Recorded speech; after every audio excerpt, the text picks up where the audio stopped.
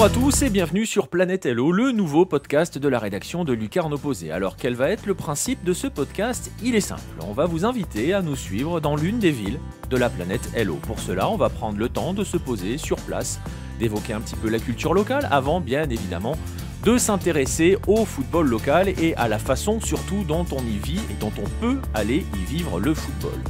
Vous l'aurez compris, donc l'heure est au voyage. Et pour ouvrir ce nouveau podcast, cette nouvelle émission, on va démarrer en Amérique du Sud, sur les bords du Pacifique. Nous allons, vous l'avez peut-être deviné, même si c'est dur, nous rendre au Pérou, à Lima. Et pour cela, notre guide sur place s'appelle Romain Lambert. Salut Romain. Salut Nico, bienvenue au Pérou. Exactement.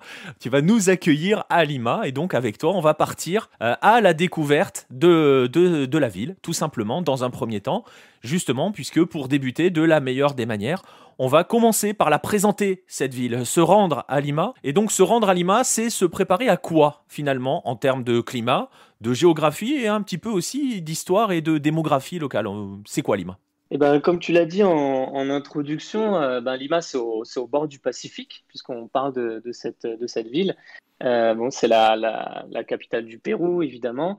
Et voilà, je mets un point à parler de cette ville qui est au bord du Pacifique, parce que souvent, quand on évoque le Pérou, on évoque souvent la montagne, le Machu Picchu, Cusco. Donc voilà, c'est important de préciser que Lima, c'est en bord de mer, c'est au niveau de la mer, c'est pas dans les montagnes. Donc tous les Péruviens n'ont pas, en regardant par la fenêtre, une vue sur le Machu Picchu. Ils n'ont pas des lamas dans leur jardin. Ouais. Voilà, c'est un peu. On sort des Oui, c'est clichés un vrai. petit peu, ouais. Ouais, non, mais t'as raison de bien le rappeler parce que et on l'entend aussi au niveau foot, hein, avec l'altitude. Non, on n'est pas forcément en Oui, altitude au Pérou. exactement. C'est vrai que j'ai entendu pas mal de petites bêtises comme quoi. C'est vrai que les joueurs péruviens étaient un peu des surhommes quand ils venaient au niveau de la mer parce qu'ils ont l'habitude de jouer en altitude. Donc, c'est pas du tout ça. Donc, voilà. Donc, aujourd'hui, on va rester au niveau de la mer tranquillement à Lima. Avec un climat assez agréable en été, mais un peu frileux l'hiver, parce que c'est une ville qui est très humide, en fait, il y a beaucoup d'humidité. Donc même si ça descend pas en dessous de 15 degrés l'hiver, c'est très humide et on ressent, le froid ressenti est assez rude finalement. Donc c'est pour ça qu'on peut voir des matchs de foot avec quand même des joueurs qui se les pèlent un peu parfois. Voilà, donc sinon, pour parler aussi de la démographie, on a une particularité, j'ai envie de dire, c'est que depuis ces dernières années, il y a eu un énorme exode des Vénézuéliens qui est dû à la crise du Venezuela qui est en cours dans le pays.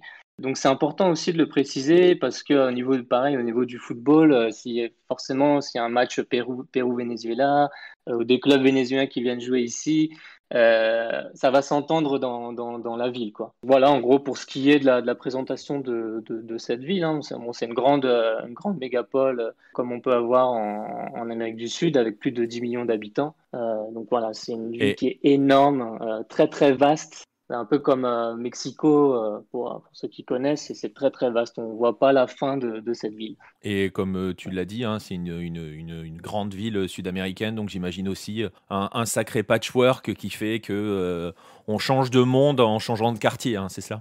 Voilà, c'est exactement ça. On peut passer par exemple un quartier qui s'appelle Miraflores, qui est un quartier très européanisé, américanisé, et un autre quartier, comme on en parlera, par exemple la Victoria, où là c'est un peu plus pauvre, un peu plus oui, populaire, on peut dire un peu plus populaire. Et là, on change vraiment on a l'impression de changer de continent même parfois. Ouais, c'est très spécifique au. J'ai pas fait toutes les capitales sud-américaines ou toutes les grandes villes sud-américaines, mais celle que j'ai fait, c'est vraiment ce que tu ressens à chaque fois et quel que soit le pays, voilà, un quartier, un monde. On va continuer un petit peu là-dessus justement avant de se focaliser un peu sur le football. Est-ce que tu peux justement, si on débarque à Lima, on est aussi des touristes en débarquant à Lima, hein, concrètement, on n'est pas tous péruviens ou tous habitués à la ville. Est-ce que tu peux nous conseiller justement les lieux culturels et touristiques ou pas d'ailleurs qu'il faut absolument avoir vu lorsque l'on va à Lima? Lima, c'est une ville qui a été fondée en 1535 par Pizarro, donc qui est forcément chargée d'histoire. Et ce que je vous conseille, c'est forcément la Plaza de Armas, la place principale de Lima, donc, enfin, dans la vieille ville, on peut dire. Donc c'est le Lima colonial avec les balcons. Enfin, si vous cherchez un peu sur Google, si vous voyez des photos, il y a un peu ces balcons en bois qui ressortent des bâtiments. Donc c'est vraiment c'est typique de Lima, forcément avec la cathédrale. Ça, c'est le vieux Lima qui est, enfin, indispensable pour visiter. Il y a le quartier de Barranco, qui est une ancienne station balnéaire assez chic. Donc on retrouve un peu encore des maisons coloniales, un peu vraiment le style Amérique du Sud. On se sent vraiment en Amérique du Sud dans ce quartier-là. C'est aussi le quartier bohème, le quartier des artistes. Donc ça, enfin, personnellement, c'est mon quartier préféré, même pour y avoir vécu, c'est magnifique. Après, évidemment, qui dit Lima qui dit même Pérou, dit gastronomie. Donc forcément, à Lima, s'il y a quelque chose vraiment absolument à faire, c'est les restaurants et goûter un maximum de plats possibles. Il faudrait même faire un programme parallèle à votre programme touristique. C'est vraiment un programme de quel restaurant ou dans quel restaurant manger, quel plat manger, parce qu'il y en a tellement, et il faut vraiment tous les goûter. Ah, il faut quand même bien rappeler que, et c'est comment dirais-je, quelque chose qui se transmet quel que soit le pays, on vous le dit, où que vous alliez, hein, les meilleurs restaurants, quel que soit l'endroit où vous êtes, sont des restaurants péruviens. Donc j'imagine qu'à Lima, ouais, tu peux te faire un sacré circuit gastronomique, quoi. Oui, c'est ça. Et il y a même des restaurants qui sont dans le top mondial. Et pour le coup, pour un Européen, qui sont pas si chers en fait par rapport à la monnaie locale. C'est vraiment, ça vaut le coup vraiment de se faire un très très bon resto à Lima. Parce que pour le coup, le même resto à Paris, ça coûterait 10 fois plus. Donc, il y a vraiment une richesse. Voilà, comme tu le dis, c'est vrai que même, par exemple, au Chili, c'est un peu, voilà, il y a une petite guéguerre entre les deux pays. Pour avoir été à Santiago, des Chiliens me disaient, bah voilà, les meilleurs restaurants ici, c'est des Péruviens, quoi, qui Et servent du j'ai pisco péruvien. alors, on va pas rentrer dans le détail dans le débat du Non, pisco, mais alors, ce que tu viens de dire, je l'ai vécu pour avoir justement, j'ai eu la chance d'aller au Chili et à Santiago.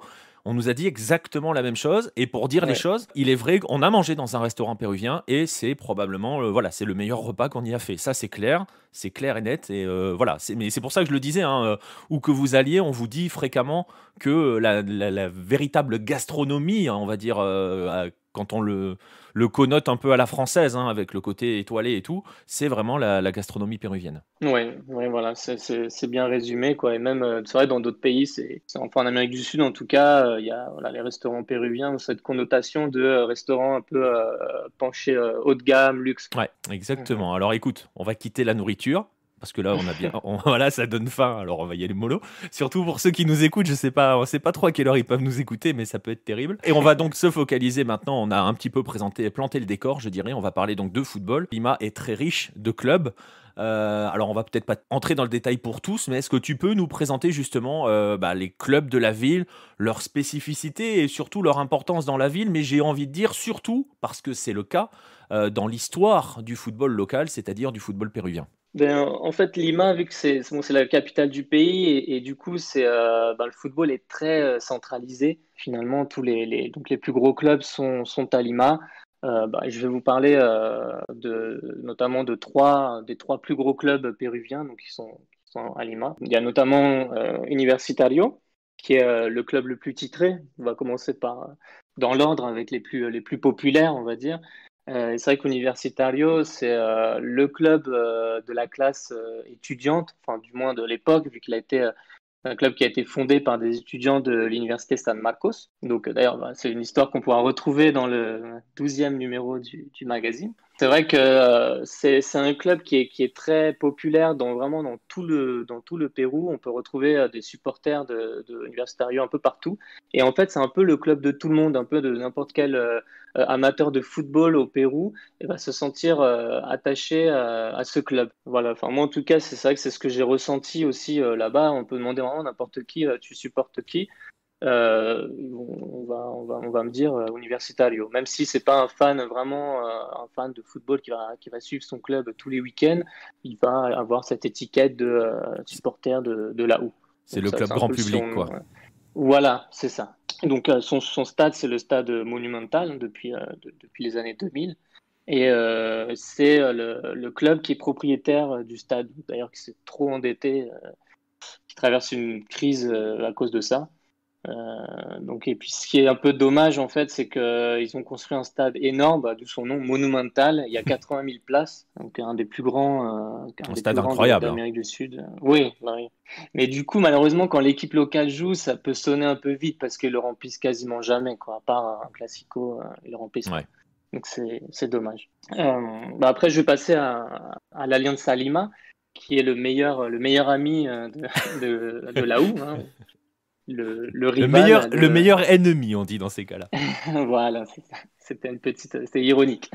Donc le rival de Universitario. Donc pourquoi c'est le rival? On va expliquer rapidement. Alianza Lima, c'est le club populaire, c'est le club, enfin populaire dans le sens la classe populaire. C'est le club des ouvriers qui a été fondé par la classe ouvrière.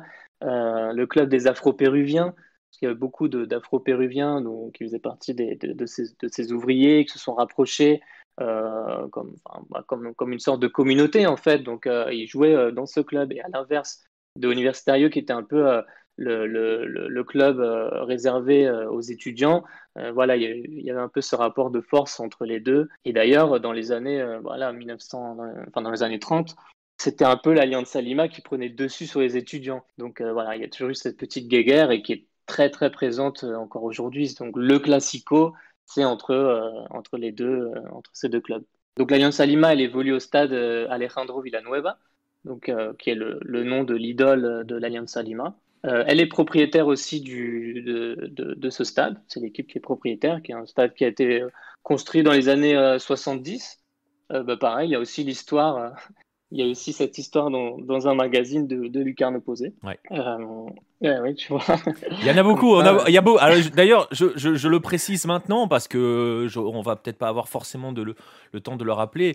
On commence à avoir une sacrée petite collection, hein, d'articles culture foot par rapport à ces clubs-là, par rapport à ces stades-là, par rapport à ces histoires-là. Donc, je vous invite vraiment à aller sur le site ou dans le magazine parce qu'on est vraiment sur ces deux supports-là où il y a pas mal d'histoires, hein. Tu parlais tout à l'heure de l'Alianza Lima, de ses origines ouvrières, afro-péruviennes. On l'a déjà évoqué, hein, sur le site, dans le magazine, mais voilà. Donc si vous voulez vraiment creuser un petit peu plus, un petit peu davantage sur ces histoires-là, lucarne-opposé.fr et le magazine. Vas-y, je te laisse continuer sur l'Alianza et sur son stade.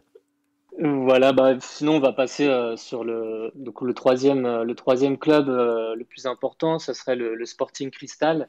Donc ça, c'est un club récent, en fait. C'est le club qui a été fondé dans les années 50. Bon, je dis récent par rapport à la U et l'Alianza qui ont été fondés en 1901 et 1924. Donc Cristal, c'est plus récent.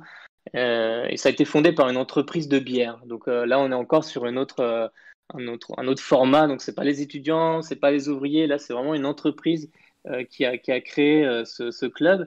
Et du coup, c'est un club qui a une fanbase un peu moins importante que les deux premiers, en fait. Il y a personne, les gens ont du mal à s'identifier à ce club. Pourtant, c'est un club qui travaille beaucoup sur son identité. C'est avec le maillot Celeste, c'est la raza Celeste, etc. Ils travaillent beaucoup là-dessus. Donc avec leur stade qui s'appelle Alberto Gallardo, pareil, qui a le nom d'une idole, d'une légende du club et du Pérou aussi. Donc voilà, c'est vrai que c'est justement en plus souvent ces supporters ils sont un peu moqués voilà, pourquoi tu vas supporter Cristal quand la U ou l'Alianza existe dans la même ville, quoi.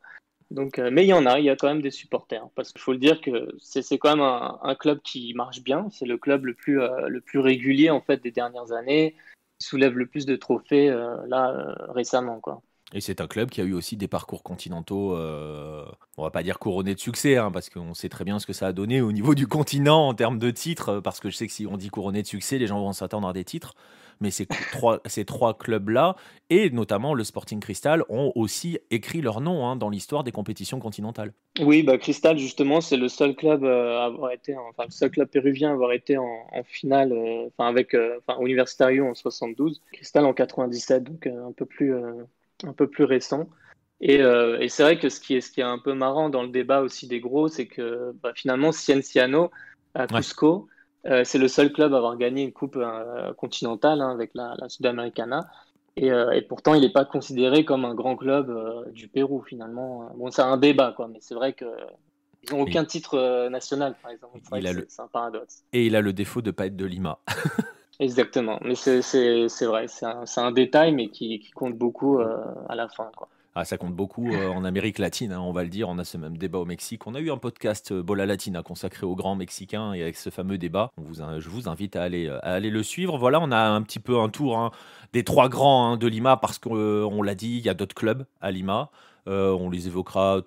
Peut-être qu'on les évoquera un petit peu plus tard quand on parlera de ton expérience personnelle, voilà, si tu peux, sur un panorama. Mhm. Donc, on le dit, hein, on le sait, l'histoire footballistique de ces clubs-là, mais de Lima, hein, tu l'as dit, hein, parce que le football péruvien a longtemps été centralisé et donc à Lima. L'histoire footballistique de Lima est riche. Si jamais tu devais, pour présenter un petit peu ou pour parler de Lima, si tu devais retenir une ou deux grandes histoires qui ont vraiment marqué cette ville, alors grandes histoires dans le sens qui ont marqué soit le football local, continental, mais aussi et surtout marqué cette ville, laquelle ou lesquelles choisirais-tu? Eh ben, c'est vrai que quand on parle de Lima, quand on parle du Pérou, malheureusement, on pense souvent à des drames. Donc, on va revenir aussi sur des histoires un peu plus jolies, mais c'est vrai que malheureusement, vraiment, il y a deux faits marquants à Lima. Il y a la tragédie du Stade national de 64, avec plus de 300 morts à cause d'un mouvement de foule. Là, encore une fois, tu avais fait Ouais, un temps additionnel, si je me trompe pas, dessus. exactement. Et voilà. Donc, voilà, c'était enfin, une tragédie qui a écrit aussi l'histoire du football de la ville. En plus, ça s'est passé au stade national, donc le stade de la sélection, le stade un peu le plus important aussi quand même de la ville et du Pérou. Ah, c'est l'une des plus grandes tragédies d'Amérique du Sud hein, au XXe siècle. Ouais, Donc, en ouais, termes de c'est vrai football, qu'avec je ne sais pas si c'est même pas la plus grande en termes de ouais, nombre de c'est victimes. J'ai un possible. doute. C'est possible. Ouais. Du coup, il y a aussi dans les drames, il y a aussi malheureusement la tragédie de l'Alianza Lima, qui se réfère en fait à l'avion qui s'est crashé en fait dans la mer en 87. L'avion qui ramenait l'équipe de l'Alianza Lima après un match en province. Et donc avec tout l'ensemble de l'équipage et les joueurs qui sont décédés, sauf le pilote qui s'est sauvé miraculeusement. Euh, Et il faut le dire, à bord, hein, il y avait Marcos Calderón notamment, qui est un entraîneur mythique hein, dans l'histoire du Pérou. Et il y avait toute la nouvelle génération dorée de l'Alianza Lima, là aussi. Ça fait un peu beaucoup de pub quand même, mais bon, il faut le dire, hein, il y a des écrits qui existent sur Hello, sur la tragédie de l'Alianza Lima, notamment dans le magazine. Hein, tu t'en es chargé notamment. Voilà, le 11e numéro même pour être précis. Tu Mais m'as sauvé parce que j'avais un doute sur le numéro. C'est pour ça que j'ai essayé de tourner un petit peu autour du pot, tu vois. non, mais ceux-là, je me rappelle de ces numéros. Mais oui, enfin, il y avait Marcos Calderón, il y a aussi un oncle de Paolo Guerrero. Et d'ailleurs, ça l'a un peu marqué, Paolo, parce que bon, même il était jeune, mais il a toujours eu peur en fait de prendre l'avion suite à cette tragédie à laquelle il n'a pas directement, enfin, il n'a pas du tout participé. C'était encore un enfant, mais voilà, il a quand même perdu son oncle qui lui a fait découvrir un peu le football, qui l'a amené au stade et ça l'a beaucoup marqué. Donc, enfin, lui et puis aussi le Pérou et puis le monde, hein, parce qu'il y a eu à l'époque vraiment des hommages qui ont été faits dans le monde entier par rapport à cette tragédie. Ouais, ouais, et puis il y a même eu Donc, des rapprochements avec le Chili, avec Colo Colo. Enfin voilà, mhm. voilà, on vous invite à en découvrir plus là-dessus.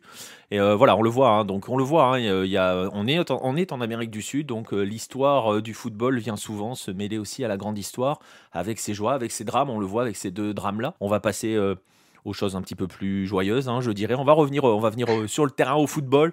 On est toujours avec notre costume de touriste, et là, cette fois-ci, de touriste football. Bah, je vais te poser une question toute simple. Je suis touriste foot, je débarque à Lima. Où faut-il absolument que je me rende au cours de mon séjour? Bah, oui, c'est vrai que pour tous les grands fans de football, s'il y a vraiment des endroits un peu emblématiques comme ça, moi je dirais les alentours du stade de l'Alianza Lima, donc le stade Alejandro Villanueva, où en fait il y a beaucoup de fresques dédiées à l'Alianza. Il y a beaucoup d'artistes qui travaillent un peu pour embellir ce quartier, parce que comme je l'évoquais, il peut y avoir des quartiers riches, comme il peut y avoir des quartiers vraiment très pauvres. Et le quartier où évolue l'Alianza Lima, ça s'appelle la Victoria. Et c'est vrai que c'est un quartier un peu triste, un peu pauvre, et bon, il y a quand même pas mal de délinquance. Et voilà, il y a quand même un collectif qui essaye de faire vivre, de donner des couleurs en fait au quartier et à l'Alianza Lima, parce que tous ces gens, en fait, comme je le disais, l'Alianza Lima, c'est vraiment un club de quartier, et c'est le quartier qui fait vivre aussi le club et qui donne vie à ce district. Parce qu'en fait, c'est vrai que c'est pas des arrondissements à Lima, ce sont des districts. Donc là, c'est le district de la Victoria. Donc je vous conseille d'y aller.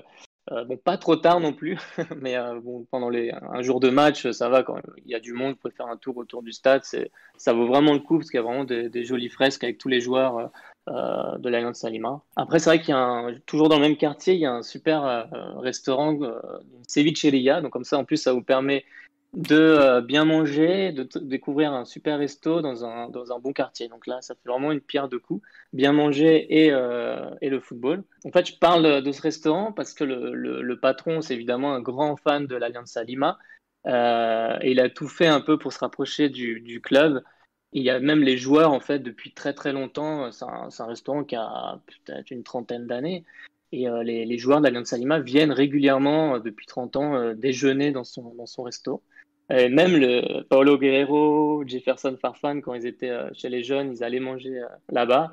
Et pour la petite anecdote, il y avait même la mère de Paulo Guerrero qui était vraiment derrière les jeunes, qui les suivait au resto, qui interdisait de prendre des sodas, des desserts pour avoir une alimentation saine. Donc, elle était vraiment derrière à surveiller les cuisines.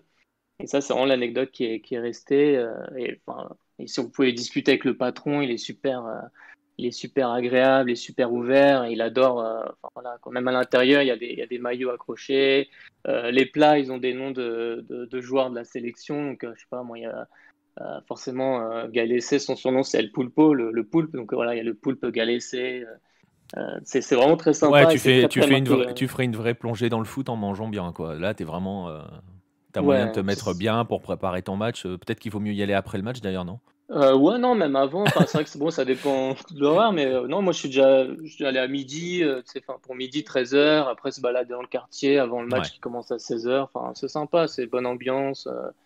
Et puis c'est toujours blindé, c'est énorme. Au début, c'est un gars qui a commencé avec un petit truc vraiment minuscule, et maintenant, je dois avoir 5 6 étages, c'est vraiment grosse baraque, quoi. Donc, et pareil, il fait peindre son bâtiment vraiment avec les couleurs assez flashy.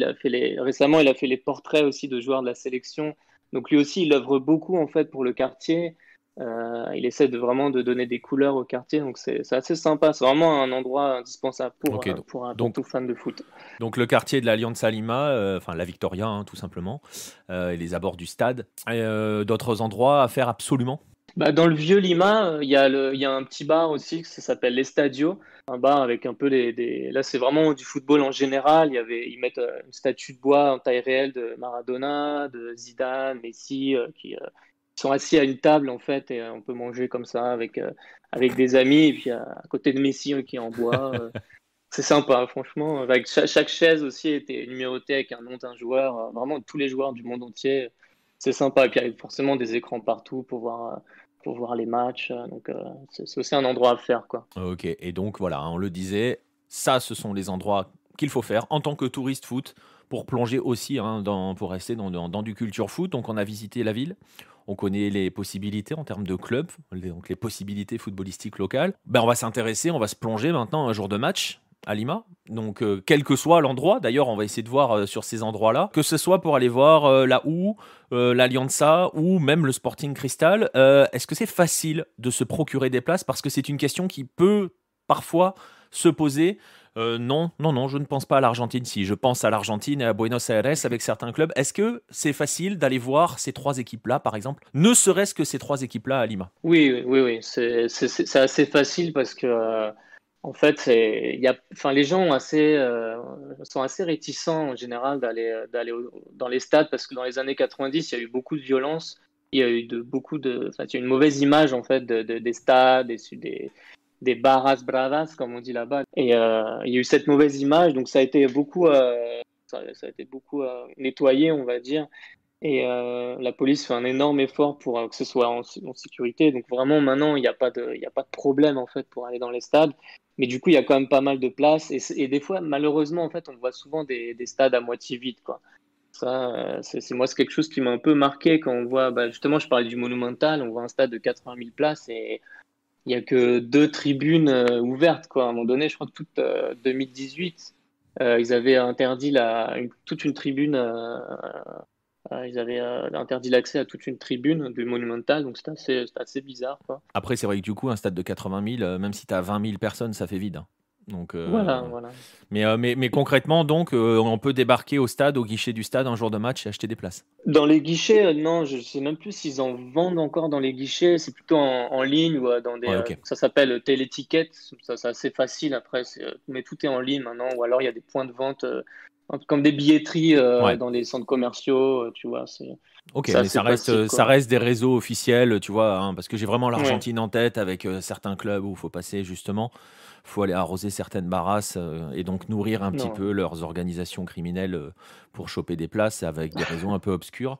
Là, non, on a un circuit officiel de ticketterie, de billetterie, pardon, comme on pourrait trouver bah, chez nous concrètement. Oui, non, voilà, c'est assez simple, enfin, si on passe par les. Après, forcément, on peut passer par. Si on connaît des amis péruviens qui ont des places, mais Ouais, généralement, non, c'est assez facile comme ça, online. Il y a même une application qui s'appelle Join Us en anglais. Et là, il y a pas mal de clubs qui sont joints à eux, justement. Et on peut facilement avoir des places. Après, c'est vrai qu'un petit détail, c'est vrai qu'il n'y a pas beaucoup de monde dans les stades, mais quelque part, on regarde pas non plus, enfin, les gens regardent pas non plus les matchs dans des bars, quoi. Même si c'est vrai que j'ai parlé du bar, les Stadios, dans le Vieux-Lima, qui est un peu un bar à thème à part, mais c'est pas comme en Europe où on va dans un pub, dans un bar, voir un match, quoi. Ça, faut pas essayer de chercher ça, même si ça existe, mais on va plutôt trouver des touristes, quoi. Honnêtement, on va trouver des Anglais, ouais. des Américains, des Européens mais si vous voulez vraiment une expérience foot local avec vraiment des Péruviens, c'est soit en fait dans les stades ou soit c'est en famille ou avec des amis, mais un peu à la maison, quoi. Et une petite question parallèle à tout cela, c'est cher d'assister à un Non, non, match? non, non, non. Bah, pour les Péruviens, c'est un peu comme un peu par chez nous, quoi. Mais pour un Européen, c'est de l'ordre je sais pas, il y a des places vraiment à 5 euros et ça peut aller les places les plus chères en latéral, ça va être à je sais pas 30, 40 euros si je convertis en euros, tu vois. Mais pour un Donc, Péruvien, ça peut paraître cher, quoi. Ça peut ouais. paraître cher, c'est vrai. Mais pour nous, quand on vous dit les places les plus chères à 40 euros, je vous vois derrière vos écouteurs ou devant vos écrans en train d'esquisser un léger sourire. Voilà, donc vous avez une idée euh, de combien ça peut vous coûter d'aller voir un match, un vrai grand match péruvien, parce que on le disait, hein, quand on a évoqué ces trois clubs-là, ce sont les trois grands clubs. Donc une fois qu'on a notre sésame en poche, justement, un jour de match, est-ce que c'est facile? Parce que je sais que les grandes capitales sud-américaines, c'est très compliqué, latino-américaines même, parce qu'on va englober le Mexique là-dedans, sont assez compliquées pour aller au stade, hein. Je vous invite, on en parlera peut-être dans un prochain épisode de Mexico. J'ai vécu l'expérience des bouchons pour aller à l'Azteca. Est-ce que c'est facile de rejoindre un stade un jour de match? Est-ce qu'il faut prendre certaines précautions, justement? Ouais, c'est vrai que Lima, de manière générale, c'est assez chaotique comme ville dans tout, que ce soit transport public, en voiture, enfin, les bouchons, c'est un peu infernal. Donc ça dépend vraiment aussi de l'heure, quoi. C'est vrai que s'il y a un match autour de 19h, 20h, ça va être horrible parce qu'il va y avoir les bouchons. Moi, déjà, je vous conseille de prendre un taxi parce que le transport public, c'est super compliqué. Bon, après, ça dépend des stades parce qu'il y a certains stades comme le Monumental, c'est parfois plus rapide en bus parce qu'il y a vraiment des couloirs bus, mais bon, des bus officiels encore. Bon, voilà, en Amérique latine aussi, il y a ces bus un peu, on appelle collectivo, où c'est pas vraiment un bus, c'est quelqu'un qui prend un bus, qui conduit un bus comme ça et qui récupère les gens qui veulent sur le bord Hmm. de la route et qui vont dans la même direction un peu, mais bon, c'est un peu, Oui, c'est pas le c'est pas très réseau, conseillé. c'est pas le réseau officiel local, quoi. Ouais, non, puis ouais, c'est pas recommandé, quoi. Mais non, faut prendre un taxi, surtout que les taxis, ça coûte vraiment pas cher. Ouais, faut un peu calculer quand c'est les heures de pointe, style 17h, 18h, 19h, en sortie de bureau. Moi, par exemple, ça m'était arrivé d'aller au Monumental pour un match de la sélection qui était à 21h. J'ai raté la première mi-temps, quoi, avec les bouchons. En partant Donc, à. j'étais parti peut-être 1h30 en avance, quelque chose comme ça. Et puis, j'ai dû marcher une demi-heure. Je me Ouais. suis dit, bah, non, arrêtez-moi là. Et j'ai continué à pied avec toute une foule, parce que je n'étais pas le seul en plus. Donc, Ouais, donc non, faut faut prévoir prendre quand ses. même. Et une question que je t'avais, qu'on n'avait pas envisagé, mais ils sont placés comment ces stades c'est, tu vois, le National, le Mm. Monumental ou Matute, enfin Alejandro Villanueva ou même Gallardo, ils sont placés comment par rapport à la ville ils sont faciles d'accès justement ou c'est leur remplacement rend aussi l'accessibilité difficile? Ouais, alors, bon, rien n'est facile d'accès à l'image, j'ai envie de te dire. D'accord, ok.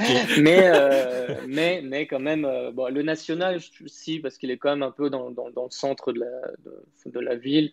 Il est sur un axe, donc ça va, il est quand même bien desservi, donc ça va. Après, le Monumental, il est assez loin. Enfin, je parle, par exemple, bon, les touristes, ils vont être plutôt dans les quartiers Miraflores, San Isidro, plutôt un peu en bord de mer. C'est vrai que le Monumental, il est plus vraiment dans les terres, hein, et il est assez loin. Donc c'est pour ça qu'il faut vraiment prendre ses précautions et aller en avance. Le Gallardo, pareil, il est assez loin, mais il y a un bus qui dessert bien avec vraiment un couloir. En fait, à Lima, il n'y a pas de métro, enfin, il y a une ligne de métro, mais il y a pas mal de lignes de bus qui ont un couloir bus dans toute la ville. Ça s'appelle le Metropolitano. Et c'est comme un métro finalement, avec des stations comme ça, bien fermées, où le bus passe presque comme sur une rame en fait, sauf que enfin, c'est du béton, quoi, c'est la route, Ouais, mais ouais. c'est vraiment un accès exprès pour le bus, donc ça c'est assez rapide. Donc le Gallardo, ça va, c'est assez rapide pour y accéder. Et le Matute, pareil en taxi, mais bon, il faut éviter aussi de rentrer trop tard. Bon, c'est vrai que c'est un quartier un peu difficile, donc il faut se méfier encore une fois des taxis, des faux taxis. Ça, c'est un peu malheureusement le problème de l'Amérique du Sud, qui est la délinquance. Donc, il faut prendre aussi, bah, maintenant avec les applications Uber et Ouais. compagnie, ça va, on arrive à s'y retrouver. Mais prenez pas vraiment un taxi de la rue comme ça, parce que ouais, vous allez vous faire dépouiller, quoi. Il y a justement, hein, c'est la transition parfaite puisqu'on va clore hein, cette visite footballistique par de l'expérience personnelle et surtout par tes conseils, puisque voilà, hein, tu es notre local de l'étape. Donc si je débarque à Lima pour voir du foot, justement, on a vu un petit peu hein, quelles sont les grandes équipes, quels sont les stades intéressants. Justement, toi, de ton expérience personnelle, tu conseillerais véritablement quel stade, éventuellement quel club, mais surtout pour ceux qui nous écoutent, s'ils ont prévu un jour d'aller à Lima, quels sont les pièges à éviter et les choses à faire donc en termes de stade, de lieu et même, si on peut pousser jusque-là, de tribune. Bah, alors moi, c'est vrai que comme j'ai un peu parlé des lieux emblématiques, bah, je recommanderais forcément le stade Matute enfin, le stade Alejandro Villanueva qui est situé à Matute, dans le barrio de Matute, parce que c'est vrai que c'est un quartier qui respire clairement le football. Donc moi, je recommanderais d'aller dans celui-là, même si possible avec un classico contre là-haut, bon, même si là pour le coup pour avoir des places ça va être compliqué parce que là c'est vraiment plein, même le Monumental il est rempli quand c'est le Classico. Donc mais ça vaut le coup, il y a vraiment une super ambiance à faire et du coup pareil pour faire un petit point gastronomique des stades. Il faut absolument manger un peu la street food autour des stades. Il faut faire attention, pas tomber malade non Ouais, c'est ce plus. que j'allais te dire, il n'y a pas de risque parce que des fois tu vois des trucs un peu chelous au bord des stades. Hein. Si, il y a des risques, forcément, il y a des risques. Moi, je suis déjà tombé malade, j'ai des amis péruviens qui sont tombés malades, mais après, il faut trouver son point. En fait, c'est toujours les mêmes finalement qui sortent Ouais. leur petit matériel, etc., petite cuisine. Et voilà, une fois qu'on en a repéré un bon, et puis généralement, c'est là où il y a le plus de monde. Donc voilà, il faut aller, quitte à faire la queue, il faut aller là où il y a du monde, parce que là où il y a personne, ça craint sans doute. Mais non, il Là faut pour le coup, vraiment il faut faire. suivre la foule. Là. Voilà, ouais. Et puis du coup, et ce qui est bien à Matute, en fait, c'est que ils ont une sorte de patio pour manger. Là, c'est vraiment des vrais plats. C'est pas de la street food, mais c'est vraiment des vrais plats costauds qu'on te sert sur une assiette. Limite, l'assiette, elle déborde en assiette en carton avec juste une fourchette, même pas de couteau. Même des fois, vous avez du poulet à couper, mais tout le monde avec sa fourchette en tribune. Ça, c'est assez folklore. Moi, ça m'avait un peu marqué parce qu'ils ont vraiment leur gros plat. C'est super galère à manger, mais ça vaut le coup. C'est super bon. Et ça, c'est un peu typique du stade Alejandro Villanueva aussi. Et justement, en plus, il y a un menu par tribune. Donc, il faut bien choisir sa tribune pour bien manger. Donc, forcément, on mange mieux dans la tribune populaire. Mais après, les problèmes en fait des tribunes populaires, je dirais pas qu'elles sont à éviter, mais peut-être dans des matchs à grosse affluence comme ça, il peut y avoir une queue enfin, énorme à l'entrée pour entrer dans le stade parce que il y a la police qui régule et malheureusement c'est très désorganisé et on peut mettre 1 heure aussi pour entrer dans le stade. Donc rien que pour ça, je recommanderais peut-être pas forcément les tribunes populaires, mais ça dépend. Si c'est un petit match contre un petit club de province, ça vaut le coup parce que pour le coup, il y aura que là qu'il y aura du monde. Donc, et puis il y aura une ambiance sympa. C'est pas forcément dangereux. Enfin, faut faire attention, comme dans tous les stades du monde. C'est pas plus dangereux à Lima qu'ailleurs, en fait. Bon, Mais voilà, tu quoi. vas pas, tu vas pas dans la tribune populaire de l'Alianza avec un maillot de la OU, mais ça paraît évident. Ouais. Voilà. Après, voilà. Il n'y a pas besoin il y a pas besoin de donner ce type de conseils à nos auditeurs. Je pense que ils l'auront compris d'eux-mêmes Voilà, quand même. c'est ça. Mais après, un point qui est très important, c'est dans tous les stades au Pérou, il s'est interdit d'avoir une ceinture, d'avoir une casquette, des lunettes de soleil, même s'il y a un cagnard, pas possible, avec le soleil qui tape, c'est interdit. Juste pour une raison, pour pouvoir identifier avec les caméras en cas d'incident, en fait. C'est bon à savoir parce que sinon, enfin, à Ouais, l'entrée, il y a la police qui vous le retire et bah, c'est fini. Enfin, ils disent, bah, gardez-le de côté et tout, mais bon, bah, on ne le retrouve jamais en sortant, quoi. ouais. Mais il y a des Péruviens qui ont toujours ce petit génie de se faire un petit billet en plus. Ils te gardent ta ceinture ou tes affaires. Donc il y a un gars des fois avec un panneau je garde les ceintures contre voilà, enfin, 1 ou 2 soles comme ça. Donc voilà. Tout comme j'imagine, ils te conseillent ils ont leur parking personnel si tu viens en voiture, si c'est possible. Et Ouais, voilà, c'est il vaut ça. mieux laisser un billet si tu veux retrouver ta voiture en état, c'est ça? Ouais, voilà, c'est ça. Parfois, ouais, voilà, parfois c'est ça C'est aussi pas en dans le sens ils voiture. vont te la garder, c'est dans le sens ils vont t'assurer qu'il lui arrivera rien. C'est ça. Et si on donne pas, si on donne rien, il va se passer quelque chose. Voilà, En général, c'est plutôt l'inverse, c'est ça. c'est ça. Tu Et payes c'est pour qu'il très, se passe rien. voilà, Ok, donc ça c'est c'est ça. commun. Ça fait partie de la, comment dire, des traditions sud-américaines, locales, même latino-américaines, parce que je sais que ça se fait un petit peu plus au nord aussi. Ah bah voilà, tu vois. Donc, non, mais c'est vrai que c'est important de Ouais, le il faut le savoir. savoir. Il Après, faut le savoir. Après, ouais, tu l'as dit, pour aller au stade, il faut prendre ses précautions dans le sens en termes d'organisation. Je suis pas convaincu que se déplacer au stade en voiture soit une bonne idée. Voilà, hein, pour reprendre ce que tu as dit tout à l'heure sur les non, difficultés de voilà. circulation dans Lima. C'est une règle générale à Lima. Enfin, c'est Ouais. pour me déconseiller d'avoir une voiture, tout simplement. Conduire à Lima, je l'ai fait. Enfin, je l'ai fait quotidiennement et non, je le recommande même à mon pire ennemi. Bon ben voilà. Bah écoutez, vous avez le conseil. Donc voilà, on a fait un petit peu le tour de la ville. Si vous décidez un jour, hein, ça sera possible bientôt, hein, je l'espère. On l'espère tous de toute façon, de retourner au Pérou. Mais de notre côté, ce podcast n'a pas vocation à s'auto-détruire, donc il sera toujours là pour vous guider. C'est ici que l'on va clore notre voyage rapide, mais bon, hein, tout de même à Lima. Merci à toi, Romain, pour la visite. Bah, de rien, non. J'espère que voilà, enfin, une fois que la situation sera bien rétablie, voilà, que vous puissiez venir au Pérou. Enfin, et voilà, c'est vrai qu'on a parlé de Lima, mais forcément, il y a Ouais. d'autres villes à voir au Pérou et c'est toujours magnifique, quoi. Donc, n'hésitez Disons pas. qu'il faut arriver à Lima, rester quelques jours et ensuite Voilà, partir c'est ailleurs, ça. aller voir le reste, parce qu'effectivement, on a parlé de Lima là, hein, dans ce podcast, mais il y a d'autres endroits, ne serait-ce que pour certains paysages, certains décors derrière les stades, j'en ai un en tête qui me hante. Je pense que tu vois Kipa, lequel. Ah bah voilà, oui, non, celui-ci est Kipa, c'est à assez faire. incroyable en termes Ouais. de visuel. Mais voilà, ouais, évidemment, évidemment, on vous encourage si vous avez la chance d'aller au Pérou. Déjà d'avoir le temps d'y aller plusieurs semaines presque pour Ouais. bien avoir le temps de faire le tour du pays. Voilà. Donc voilà, bah écoutez, on va vous laisser ici pour ce premier épisode de La Planète Hello. On vous emmènera aux quatre coins de notre monde footballistique. On va vous laisser ici en vous encourageant à nous suivre sur les différents réseaux sociaux, Twitter, Facebook, Instagram, à venir interagir avec nous sur ceux-ci. On vous encourage aussi à vous abonner à nos différentes plateformes, qu'elles soient les plateformes d'écoute que vous utilisez pour ce podcast ou par exemple YouTube, hein. N'hésitez pas non plus à laisser des pouces pouces bleus et des commentaires sous nos vidéos sur YouTube. Il paraît que c'est très important pour gagner en visibilité. Rejoignez aussi, je vous encourage à le faire, je vous invite même à le faire, à rejoindre notre communauté sur Discord. Et puis, comme on l'a dit au cours de cette émission, rendez-vous sur notre site lucarne-opposé.fr, ne serait-ce que pour aller lire ou relire les différents articles, par exemple, que l'on a consacrés à l'histoire du football péruvien, mais aussi pour y lire les dernières actualités de cette planète lucarne opposée et prendre le temps de vous cultiver. Vous y trouverez aussi, il en a été question dans ce podcast, de nos magazines papier, avec notamment le dernier,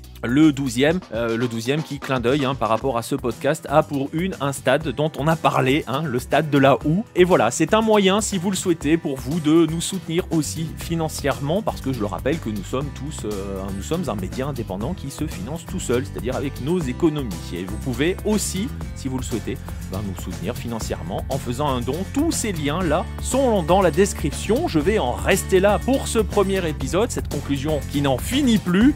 Voilà, je la termine, on vous laisse ici et on vous dit à très bientôt les amis.